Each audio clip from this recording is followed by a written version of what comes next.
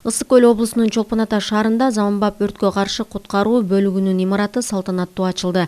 ӨКМдин билдиришкендей, бул имарат биринчи жолу 1968-жылы курулуп, эскилиги жеткен бөлүктүн ордуна бардык шарты бар жаңы имарат бир жылдын ичинде курулуп бүткөн.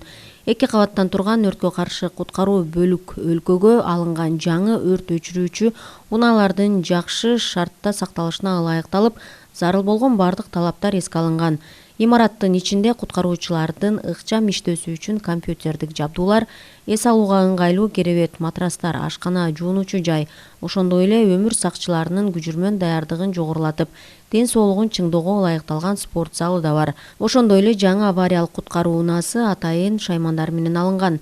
Белгилей кетсек, Корея өкмөтүнүн каржылык колдоосу менен мындай өрткө каршы куткаруу бөлүктөрүнүн курулушу Ош, Бишкек шаарында жана Сузак районунда жүрүп жатат.